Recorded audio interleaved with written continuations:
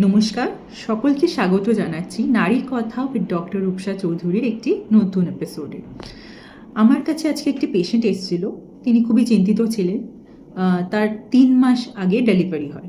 তো তিনি বলছিলেন যে ম্যাডাম, ডেলিভারির পর তো আমার কিছুদিন ব্লিডিং হয়েছে, প্রায় 1.5 মাস মতো, কিন্তু তারপর সেই যে ব্লিডিং বন্ধ হলো, এখনও আমার মাসিক ফিরে আসেনি। তো চলুন আজকে আমরা কথা বলি ল্যাকটেশনাল অ্যামিনোরিয়া, মানে ডেলিভারির পর, সেটা নর্মাল ডেলিভারি হোক বা সি সেকশন হোক, মাসিক অনেক মাস ধরে বন্ধ থাকতে পারে। এটাকেই আমরা বলি ল্যাকটেশনাল অ্যামিনোরিয়া। নামটার মধ্যেই আপনারা নিশ্চয়ই মিনিংটা বুঝতে পারছেন। ল্যাকটেশনাল অ্যামিনোরিয়া, ল্যাকটেশন মানে স্তন্যপান এবং অ্যামিনোরিয়া মানে মাসিক বন্ধ থাকা। তো যেই মায়েরা তাদের বেবিদের স্তন্যপান করে তাদের ক্ষেত্রে মাসিক অনেক মাস বন্ধ থাকতে পারে, প্রায় 6 মাস মতন বন্ধ থাকতে পারে। কেন বন্ধ থাকে? প্রাইমারিলি কারণ ল্যাকটেশন বা বুকের দুধ পান করালে প্রোল্যাক্টিন বলে একটা হরমোন শরীরে বেড়ে যায়। এই প্রোল্যাক্টিন বাড়ার ফলে প্রত্যেক মাসে মেয়েদের যে ওভুলেশন বা ডিম্বস্ফোটন হয় সেটি বন্ধ থাকে। এই ল্যাকটেশনাল অ্যামিনোরিয়ার ফলে মায়েদের দুটি লাভ হচ্ছে। প্রথমত, ডেলিভারির সময় যদি অতিরিক্ত রক্তক্ষরণ হয়ে থাকে তাহলে এই কিছু মাস মাসিক বন্ধ থাকায় অ্যানিমিয়া রিভার্সালে অনেকটা হেল্প করছে। আর 2 নম্বর, ল্যাকটেশনাল অ্যামিনোরিয়া গর্ভনিরোধক হিসেবেও কাজ করে। অনেক মায়েরাই প্রশ্ন করে থাকেন যে আমার তো মাসিক বন্ধ ডেলিভারির পরে, তাহলে কি আমার বাচ্চা আসার কোনো সম্ভাবনা নেই? তো আমার আর কিছু ইউজ করতে হবে না তো? তাদের জন্য বলি, ল্যাকটেশনাল অ্যামিনোরিয়া গর্ভনিরোধক হিসেবে কাজ করতে গেলে 3টি শর্ত মানতে হয়। প্রথম শর্ত, আপনার বাচ্চার বয়স 6 মাসের কম হতে হবে। দ্বিতীয় শর্ত, আপনার মাসিক সম্পূর্ণরূপে বন্ধ থাকতে হবে। এবং তৃতীয় শর্ত হলো আপনার বাচ্চাকে এক্সক্লুসিভ বা অলমোস্ট এক্সক্লুসিভ ব্রেস্টফিডিংয়ে থাকতে হবে, মানে সারাদিনে টাইমে টাইমে বাচ্চাকে ব্রেস্টফিড করতে হবে, রাত্রিবেলাও কিন্তু টাইমে টাইমে উঠে বাচ্চাকে ব্রেস্টফিড করতে হবে। এই 3টি শর্ত যদি পরিপূর্ণ হয় তাহলেই কিন্তু ল্যাকটেশনাল অ্যামিনোরিয়া বা ল্যাম, যেটা আমরা ছোটোভাবে বলি, এটা গর্ভনিরোধক হিসেবে কাজ করতে পারে।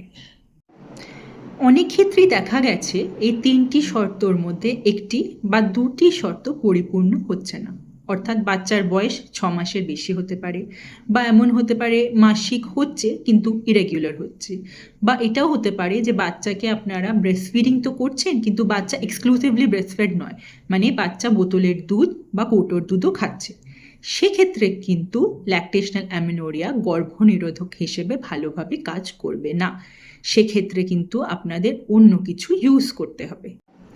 মনে রাখবেন, ডেলিভারির পরে মাসিক ফেরত আসার আগেই কিন্তু আপনার ওভিউলেশন বা ডিম্বস্ফোটন শুরু হয়ে যেতে পারে।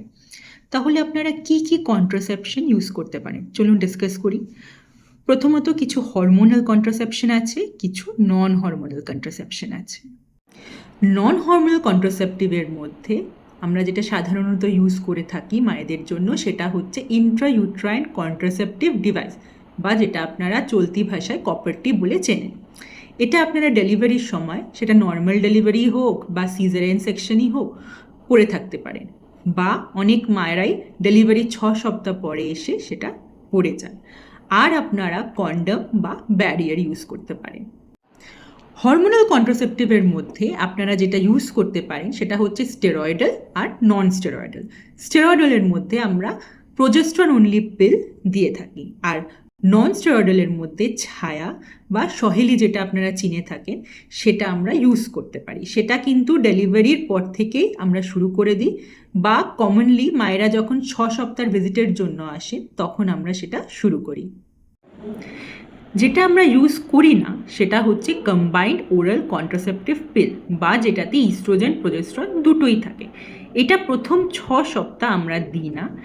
এমনকি অনেক গাইনোকোলজিস্টরা প্রথম 6 মাস, যতদিন বাচ্চারা শুধু ব্রেস্ট মিল্কের ওপর ডিপেন্ডেন্ট আছে, ততদিন দেওয়া প্রেফার করেন না, কারণ এটা ব্রেস্ট মিল্কের ওপর এফেক্ট করতে পারে, মানে মায়ের স্তনের দুধ কম সিক্রিশন হতে পারে। আর একটা কি, ক্লটের রিস্ক বেড়ে যায় অনেক ক্ষেত্রে। ওই জন্য প্রথম 6 সপ্তাহ বা প্রথম 6 মাস আমরা ওসিপি বা কম্বাইন্ড ওরাল কন্ট্রাসেপটিভ পিল দিই না। হরমোনাল কন্ট্রাসেপটিভের মধ্যে আরও আপনাদের অনেক মেথড আছে। প্রথমত অন্তরা ইনজেকশন বা ডিএমপি, ডিপট মেড্রক্সি প্রোজেস্টেরন অ্যাসিটেট, এটি 3 মাসে একবার করে নিতে হয়। আর আছে কিছু ইমপ্ল্যান্ট, আপনারা সেগুলোও ইউজ করতে পারেন। ইনফ্যাক্ট কিছু ইন্ট্রাইউট্রাইন কন্ট্রাসেপটিভ ডিভাইস আছে যেরকম মিরেনা, যার মধ্যেও প্রোজেস্টেরন বা লেভোনর্জেস্ট্রল থাকে, আপনারা সেগুলোও ইউজ করতে পারেন। সব কন্ট্রাসেপশন মেথড কিন্তু সবার জন্য প্রযোজ্য নয়।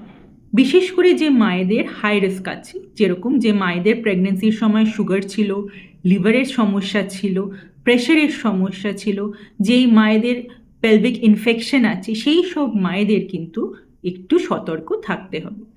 আপনার ক্ষেত্রে কোন কন্ট্রাসেপশনটা সবচেয়ে বেশি এফেক্টিভ হবে সেটা কিন্তু শুধুমাত্র আপনার স্ত্রীরোগ এবং প্রসূতি বিশেষজ্ঞই বলতে পারেন। আজকের জন্য এইটুকুই। আজকের এই পর্ব আপনাদের ভালো লেগে থাকলে লাইক, শেয়ার এবং সাবস্ক্রাইব করতে ভুলবেন না। আবার দেখা হবে নারীর কথার আরেকটি এপিসোড নিয়ে। ততদিন সুস্থ থাকুন, সতর্ক থাকুন।